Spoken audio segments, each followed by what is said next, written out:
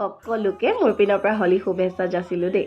Annual exam চলি আছে তে সেইবাবে বাচ্চাবিলাকৰ মানে হলি বুলিলেও পঢ়া শুনা ষ্টপ হ'ব নোৱাৰে।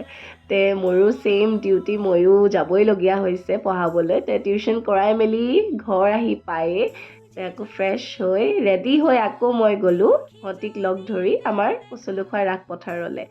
আজি যিহেতু ভগৱানৰ হলি খেলা দিয়ে তে আমাৰ ৰাস পথাৰতে থকা ৰাস মন্দিৰত পুথি পঢ়োৱা হৈছিলে। তে মই মানে অকণ অসুবিধা হৈ আছিলে তে সেইবাবে মই যাবলৈ নোৱাৰিলোঁ মন্দিৰৰ ভিতৰলৈ। তে মই বাহিৰৰ পৰাই সেৱা জনালোঁ।